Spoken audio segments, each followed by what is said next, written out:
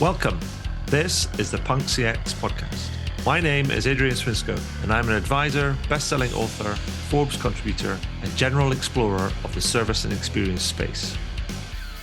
On the podcast, I seek out and interview entrepreneurs, leading business people, authors, tech leaders, academics, and generally cool people doing interesting stuff in the service and experience space. Check out the archive at adrianswinscoe.com. That's enough from me. Let's get into the interview. So welcome to the next edition of the Punk CX podcast. With me today, I have Dr. Peter Kim, who is the professor of management and organization at the University of Southern California, Marshall School of Business. He's also an author, and he's here to talk to us about his book, but we'll more about that later. First of all, Peter, welcome to the podcast. How are you? Thank you, Adrian. It's a pleasure to be here. I'm doing great. Excellent. Now, Peter, for the benefit of our listeners and our readers who are not familiar with your work, can you tell us a little bit about yourself and also the work that you do? Sure.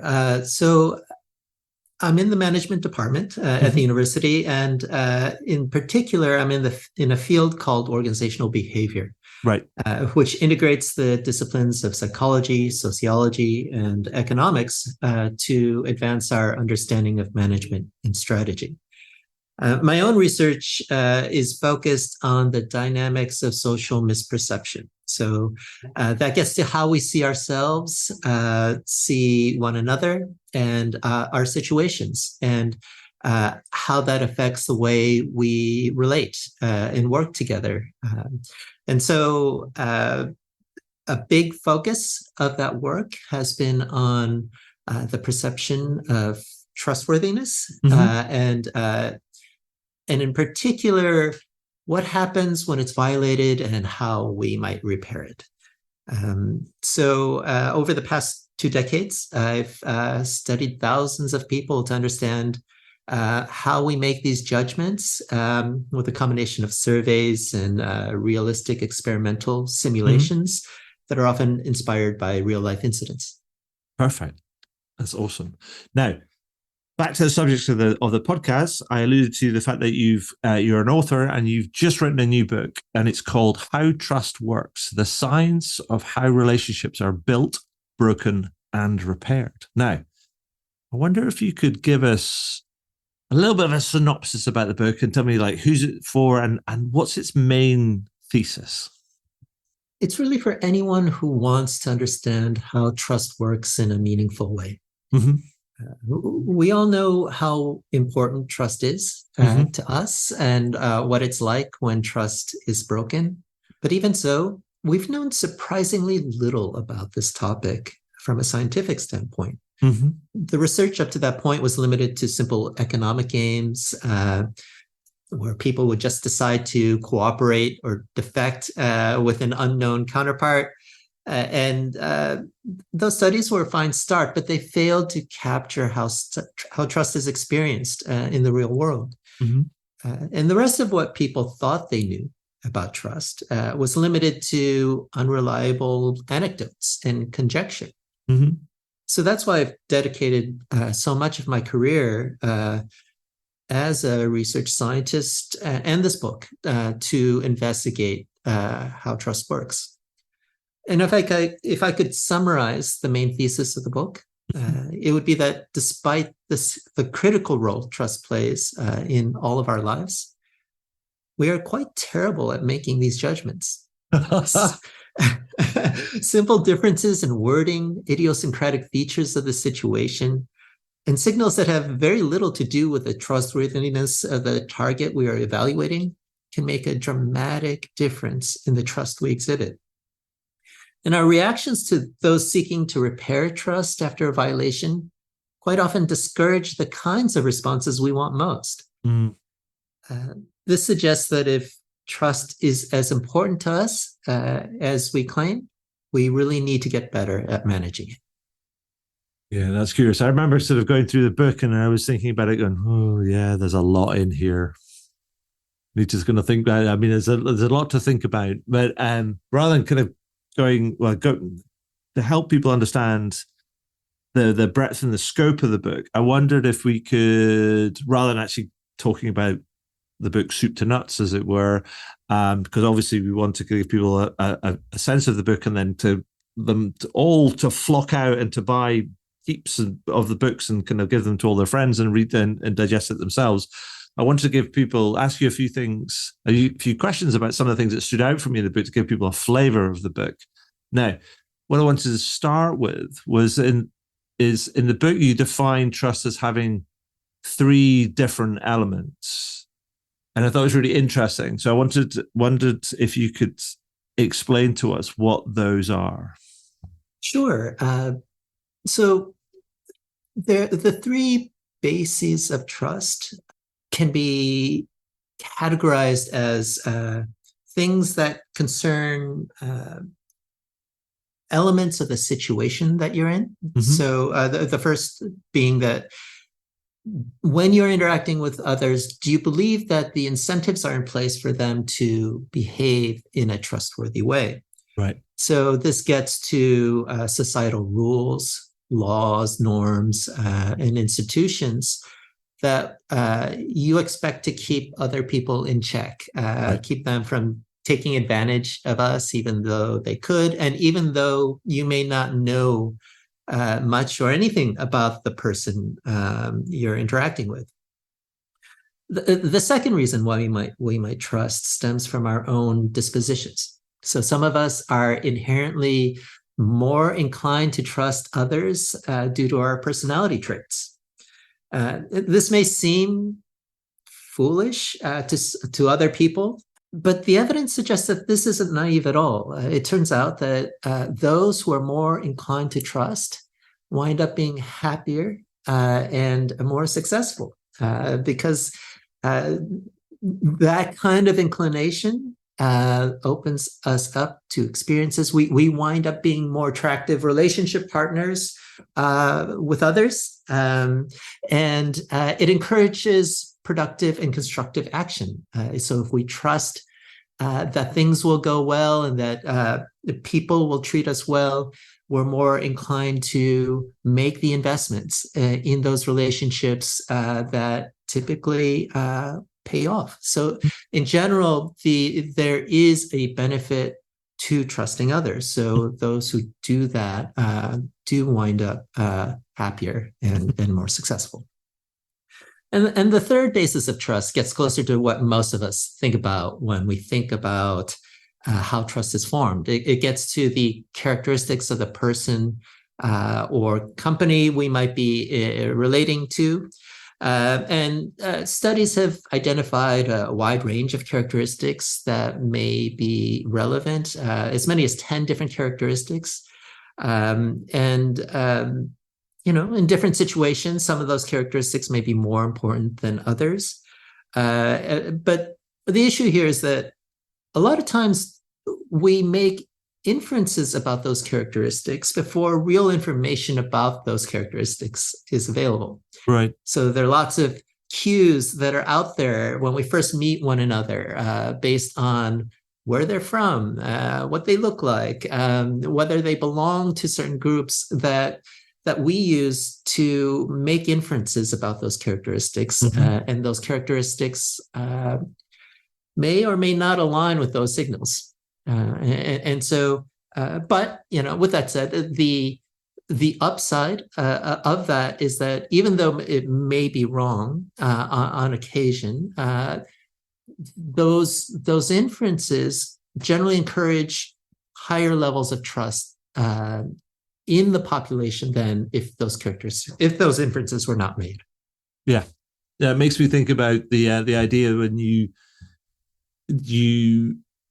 make so many snap judgments about things, even though we tell ourselves that we're not very judgmental, but we could do it all the time.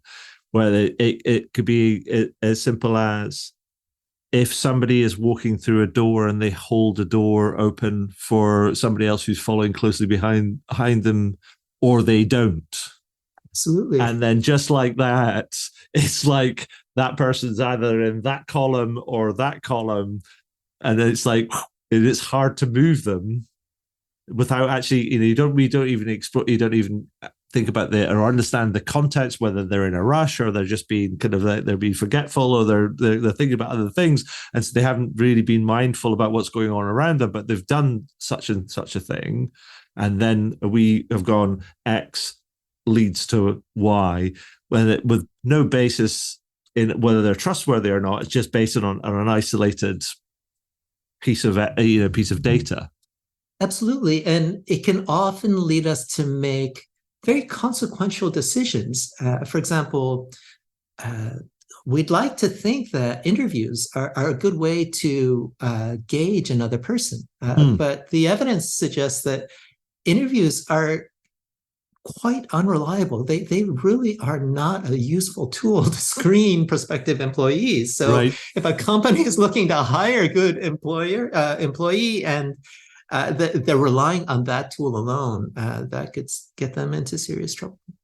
And so, I mean, that's fascinating, and I think the book does a really good job of challenging a lot of those assumptions that we have around trust. And there was another thing in the book that made me a question that it raised in me was that, is there a difference between how we think trust operates and how most of us choose to trust in real life?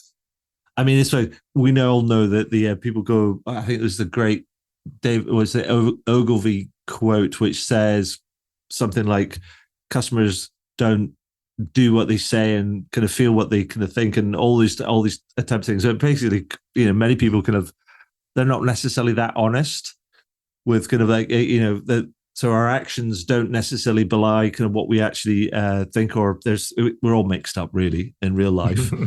So can you tell me a little bit about that? Is there a difference between how trust operates and how we actually choose to trust? The evidence suggests that there is. Okay. Let me just give you one example. There are plenty of other examples in the book, but one of the most common assumptions we hold is that our trust starts at zero and only builds gradually over time as we learn more about one another. Okay.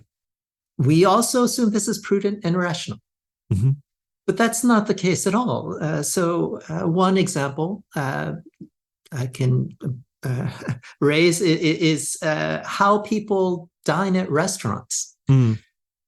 Whenever we go to a restaurant, this requires trust in countless people who obtained, delivered, and prepared the food on their plate.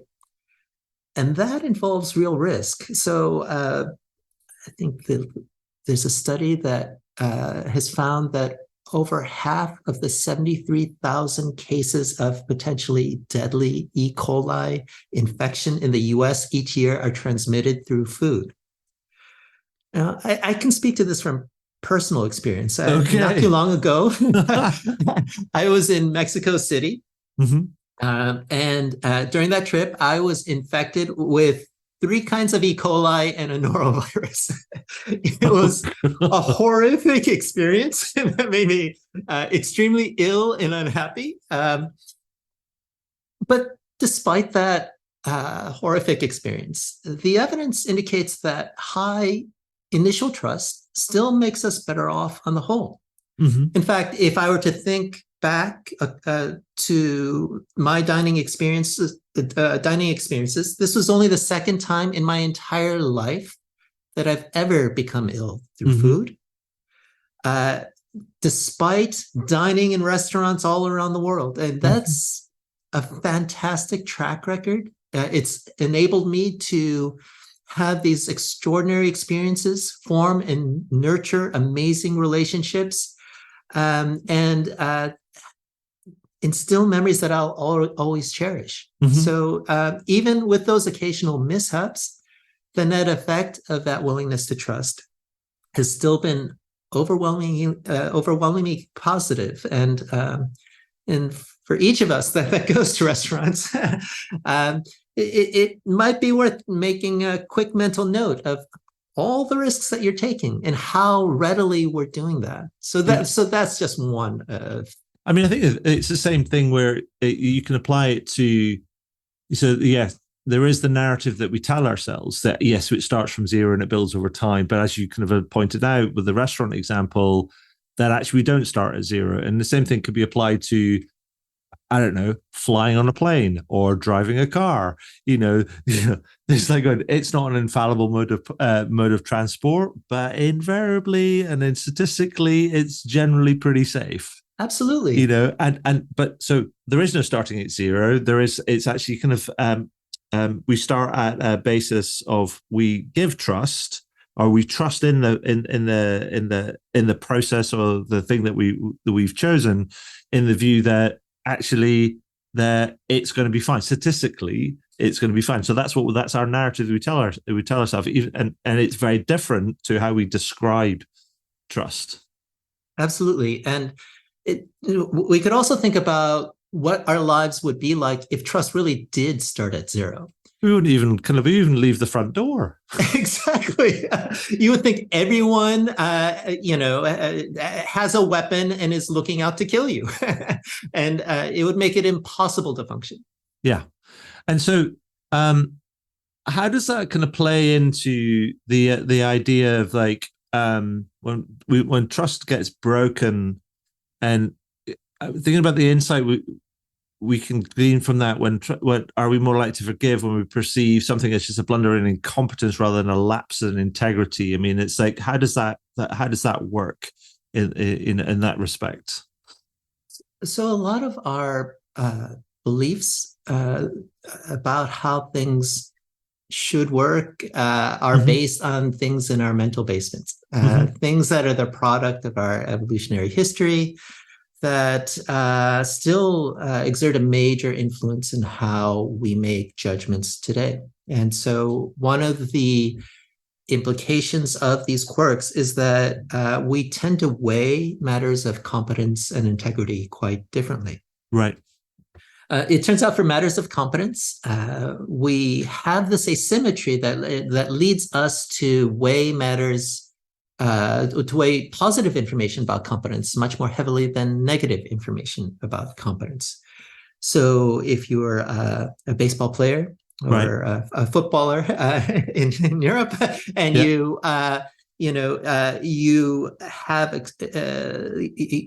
exhibit an extraordinary move. If you're a baseball player, if you hit a home run, if you're, I remember Diego. Who was that soccer player who was from Argentina? Maradona. Yeah. I remember, I don't watch football that much, but I just remember seeing one World Cup game where he alone dribbled the ball across almost the entire field and scored. I think that might have been a game against England. Okay, I'm sorry to bring that up. No, I'm Scottish. I'm like, I'm on the fence about that. Okay.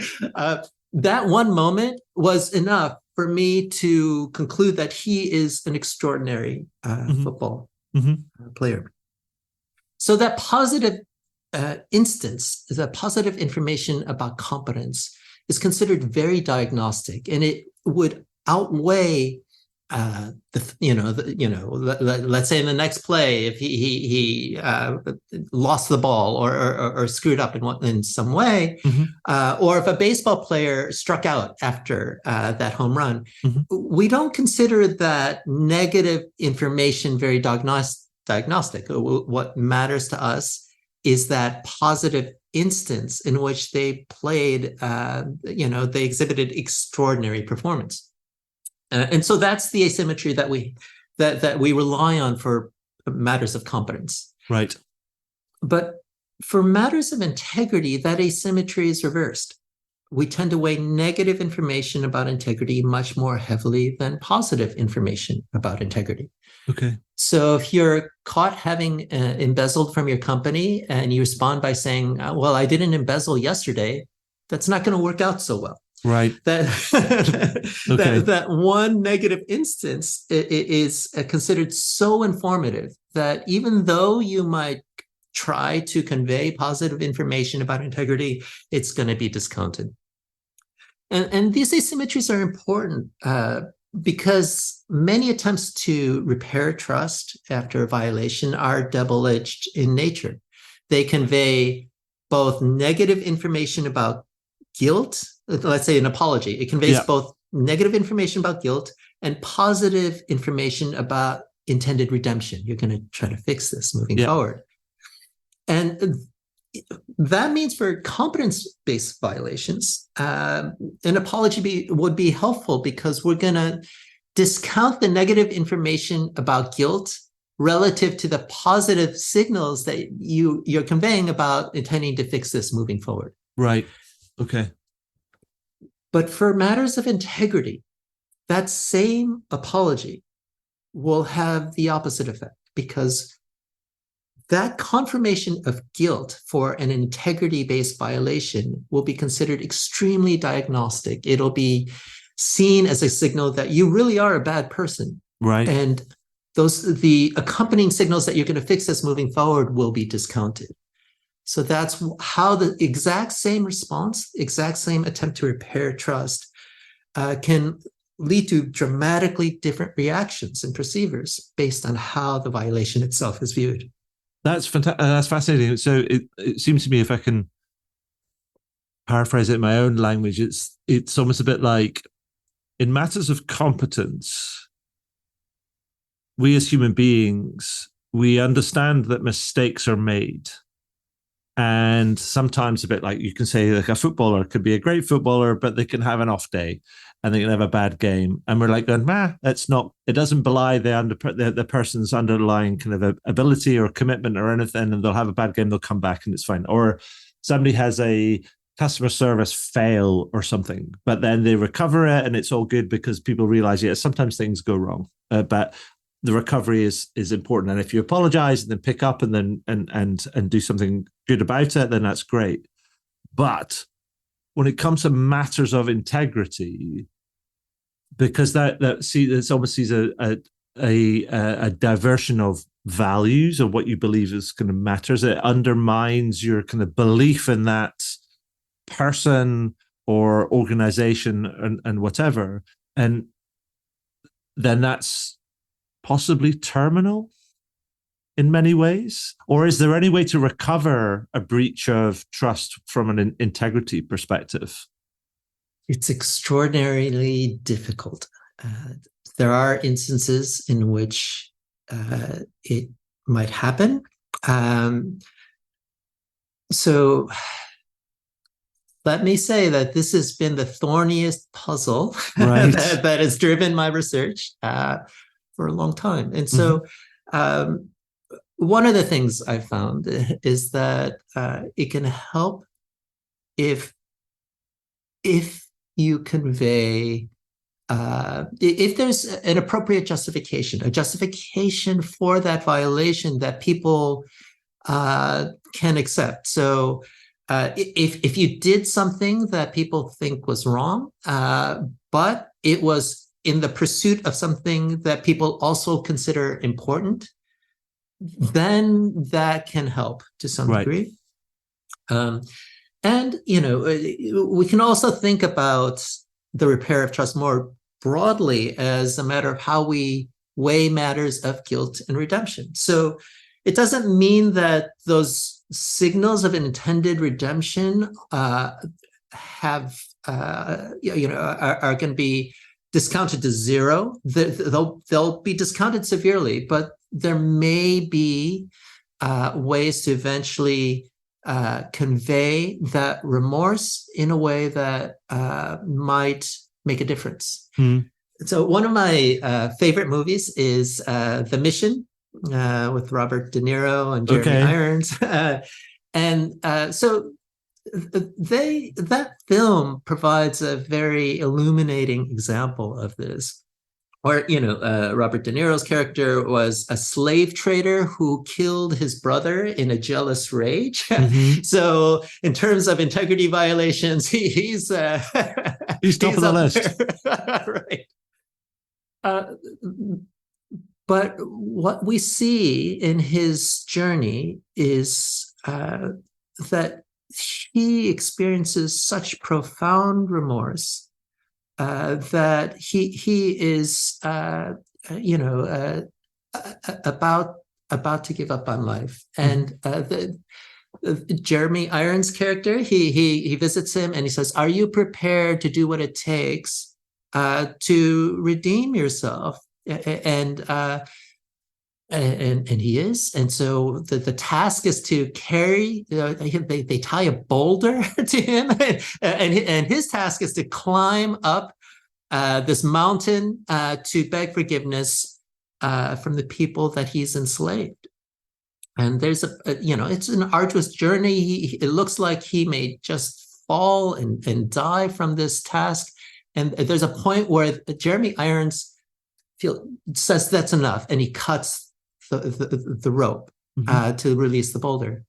And then Robert De Niro, he turns back and gets the rope. He gets the boulder, ties it around himself, and keeps going up with that boulder.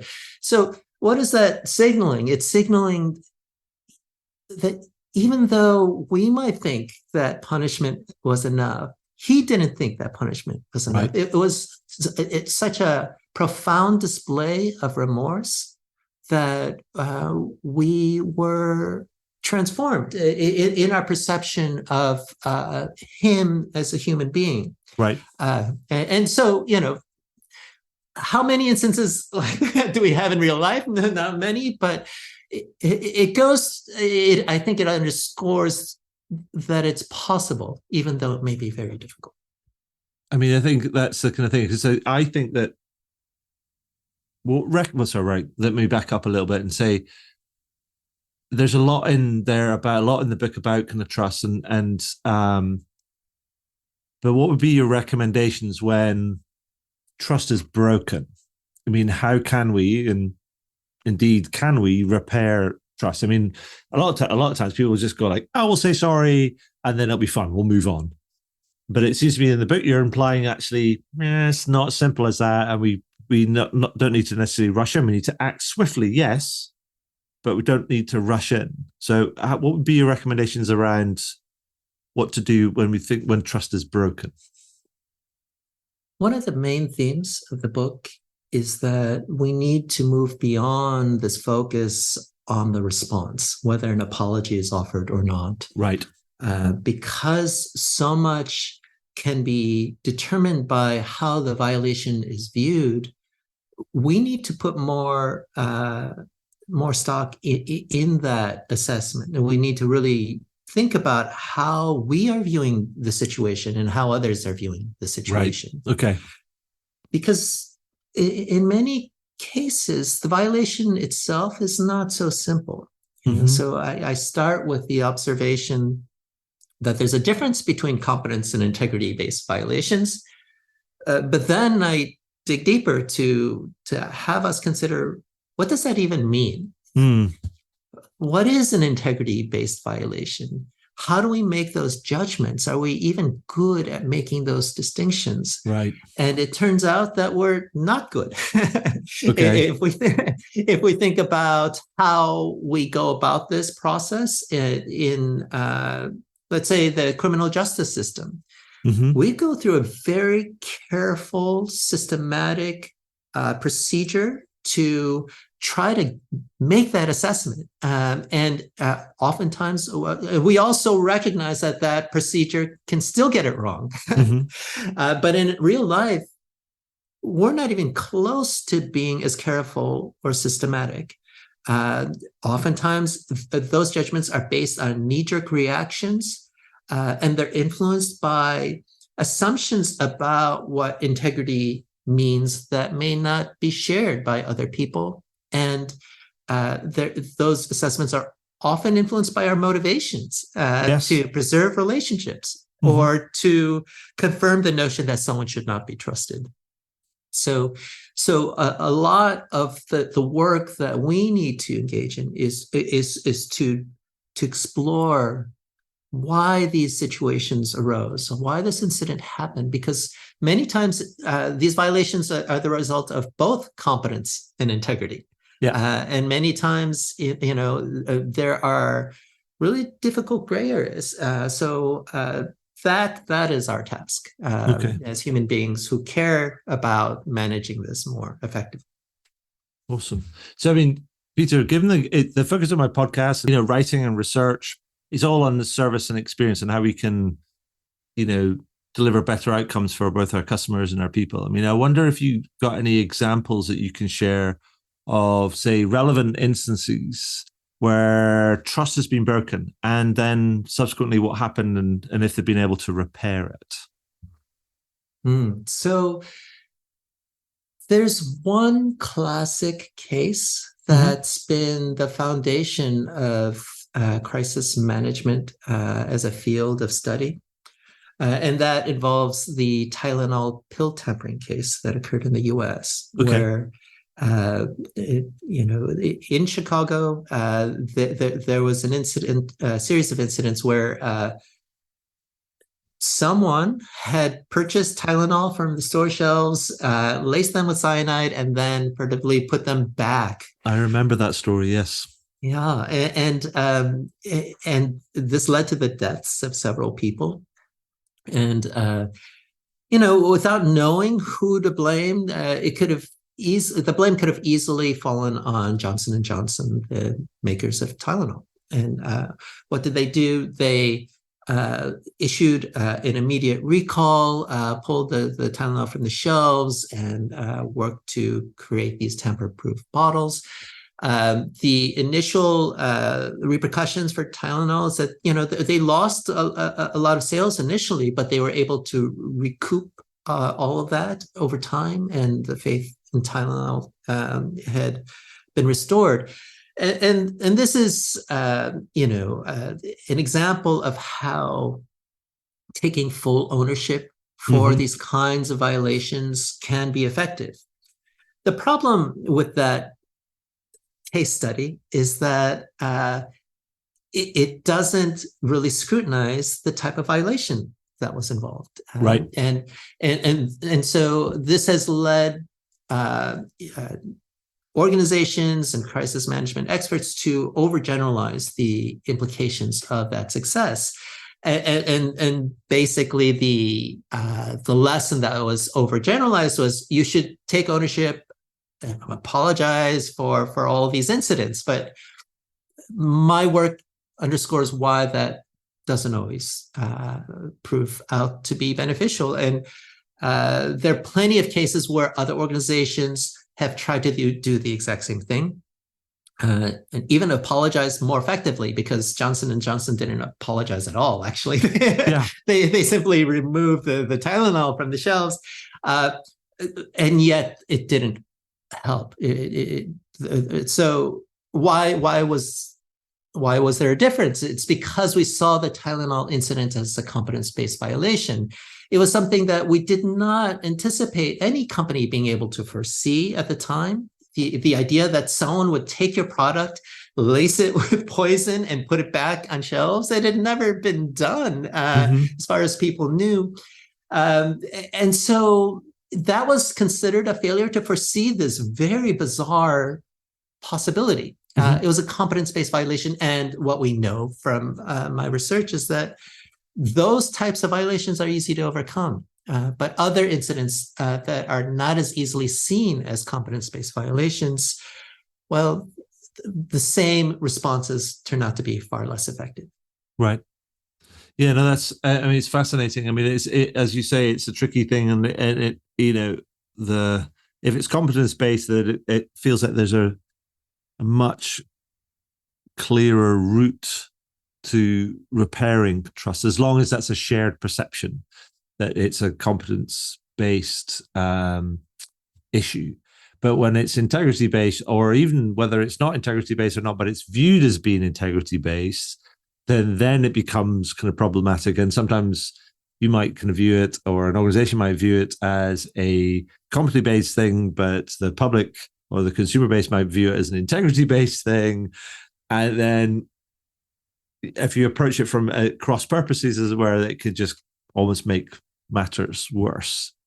And so, yes, so kind of I think the broader point is that when things go wrong and trust is broken or damaged, make sure that you try and understand how this is viewed, from both sides, and then that will better inform you in terms of how to proceed. I think that's right. And there may be an opportunity to shape how that incident's viewed. Yeah. By highlighting the elements of the situation that were competence-based, and to the extent that most violations have at least some element of competence, that could be worthwhile. And it could be, yes, it could be the case of that actually, in the first instance, when something happens, maybe the thing to do is to lean in it and to tell the whole story. I think that's right. Many of us make these snap judgments, not only about one another, but also about the reasons why something happened. And telling the full story, having a dialogue about why the incident happened can make a huge difference. Because if you're each promoting a different narrative for why this happened, then how is the other side going to believe that you're going to repair this? You need to have that shared understanding first. Yeah. And that requires really diving in and moving beyond that sort of simplistic assumption. Yeah. Peter, that's great. I mean, I encourage people to, if they're in that sort of service experience space and they're thinking about trust and customer trust and consumer trust and how to build it and how to nurture it, how to repair it, all those different sort of things, I would encourage them to check out the book, because it's in many cases, it's illuminating, but also counterintuitive in some respects, and fascinating, very much kind of research driven. So I think it's great. But I wanted to sort of zoom out a little bit. But before I do that, is there anything else you'd like to highlight about the book or add about the book that we've missed out? One of the things that I touch upon in the book is I eventually get to revisiting these assumptions that we have, these underlying asymmetries. So when I gave these examples to you, and I've given them again and again to people immediately nod their heads. Yes, competence. Positive information of competence is more diagnostic, and negative information about integrity is more diagnostic. Well, one of the things that I explore, I keep digging beneath the surface to see, what are the assumptions? How valid are these assumptions? And in that vein, I also eventually explore, is the assumption that negative information of integrity, about integrity, is more diagnostic, more meaningful than positive information about integrity? Right. Do we believe, because this is based on the notion that people with high integrity will refrain from doing dishonest or questionable things in all situations, that the situation can't induce this kind of behavior.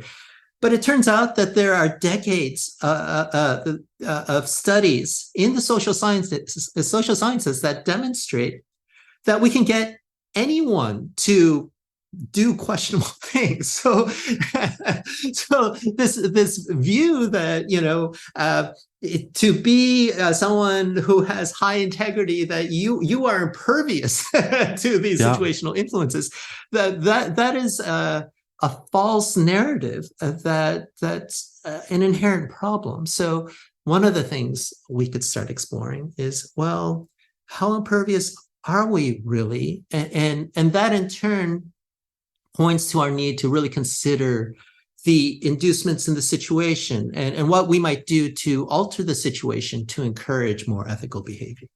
Yeah, no, I think that's a great point, and it actually reminds me of there's a couple of books one I've read recently, and another one I'm reading. One is about fake history, and another one is about fake heroes, and it's about this idea about taking historical figures and showing them, almost saying, here's the narrative that exists around them, and then kind of peeling back, but here's who they really were as kind of people.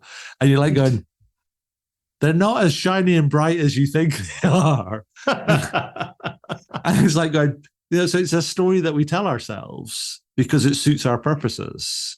And it's the same for many figures throughout history, because it suits our narrative of that. But actually, yes, sometimes if we had clearer looked at something kind of more clearly and more kind of like objectively, would see actually we forgive a lot of different things because it serves our kind of purposes, or we overlook certain things, and maybe we judge other people sort of too harshly because and hold them to standards that we wouldn't necessarily hold ourselves to or others to, because maybe that doesn't fit our narrative, or kind of it doesn't suit us either, and therefore it doesn't force us to reconsider our position and or change our minds. I agree 100%. In fact, I have a chapter in the book that talks about how we relate to those in positions of power, and it really echoes, the things that you've mentioned. We are often motivated to uphold these heroic figures in this unvarnished light, but turns out that when you dig deeper, there are lots of questionable things in their past. Yeah. And it really speaks more to us about, our cognitions and our motivations than it says, about what it takes to be a leader. Mm-hmm. It really is in the eye of the beholder. Perfect. So, Peter, just to zoom out there are a few questions just to wrap up, and I just wanted to get your take. These are sort of questions I ask on all these podcasts. Get your take around that whole sort of service and experience sort of space. So, as somebody who's not necessarily who is in the management organizational sort of space, but not specifically in the service and experience space, I mean, what would be your best advice to somebody listening to this that wants to improve their customer or employee experience? I mean, what do you see, Peter, from your perspective? You go, I wish people would do this. They should do more of that. And I think if they did that, then things would get better. What do you think that would be? I think the main recommendation I would make is to flip our conversation about the downsides of integrity perceptions on its head, and to think about the upside of that perception. And it gets to the idea that we have the ability to convey to others that our intentions are good, mm-hmm. that we are doing our best in light of the situation, not only for ourselves, but for them as well. And when you convey this, you not only make it more difficult to infer that you have low integrity, because you are demonstrating that you are really trying to do the right thing. They will also be motivated to view any failures that you have as matters of competence rather than integrity. Right. Because they will want to preserve the relationship with you, mm-hmm. when they know that you are doing your very be do the right thing in light of these situations. They will be more inclined to make that other attribution, which will be helpful in terms of getting past any hiccups that might occur along the road. But that requires really taking the other side's perspective to really understand what their view of integrity means. Mm-hmm. And so it's not just about you putting yourself on a pedestal and saying, these are my values, and so I have high integrity, and so everyone should respect that. It should be about exploring what's important for the other side, and making clear that you are doing your best to really consider that perspective in addition to your own. Perfect. Thank you. That's excellent. So, a couple of final kind of questions before we wrap up. These are the punk-based ones, which I warned you about before we got started, and so this is the slightly left field one. And because, as you know, I explained before we got started that we had published these two books, Punk CX and Punk XL, and over the last couple of years or so, when I've been in these podcasts, I've been asking people a couple of different questions related to the two books. The first one is like a word association type thing, which is, so which one or two words would you use to describe a more punk approach to customer experience? Let me venture. The word probative. Probative. Probative. Oh, can you explain what you mean by that? So there are two meanings of probative, and I think both are consistent with the message of your Punk CX book. Mm-hmm. The first is to test and try. So it's about taking this experimental mindset and rather than completely reinventing something, taking more of a gradual approach, as I think your book talks about. And the second meaning is to prove. And that is gets to the other element of your book, which is get the evidence, get the data, see what's working, what's not. So I think both of those elements are they resonate with me, or they resonate with the message of my book, and I think they resonate with your book too, as I understand it. And it gets to the idea that I think a message of your book is that you don't need a PhD to do what you're suggesting. No. But what you're suggesting is essentially adopting a scientific mindset to run these little experiments and see what works, and really looking at the data and making judgments and decisions based on those little experiments. Fantastic. And I'm happy to say it's not on the list. So Dr. Peter Kim, Probative, is now on the list. All right. And we are now over 190 collected words and phrases. So that's kind of brilliant. So thank you for that, and well done. That's brilliant. So the second question is that related to Punk XL, and it's about this the broader idea of experienced leadership and how it needs to become a more holistic sort of thing when we're thinking about it. So what company or brand do you think is an experienced leader, and why? The company that comes to mind will not be familiar to most listeners. Okay. It's because it's a small company based in Southern California. The name of the company is the Ganal Lumber Company. This is a family-owned business that started in 1884. And they have grown from one location to 10 at a time when lumber yards have been disappearing in the region, and very few new ones have been started.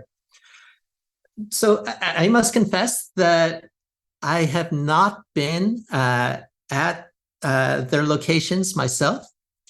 But the reason I bring them up is that my wife, who's an interior designer, and a dear friend of mine who spent a year renovating a property, speak about the company in glowing terms. Right.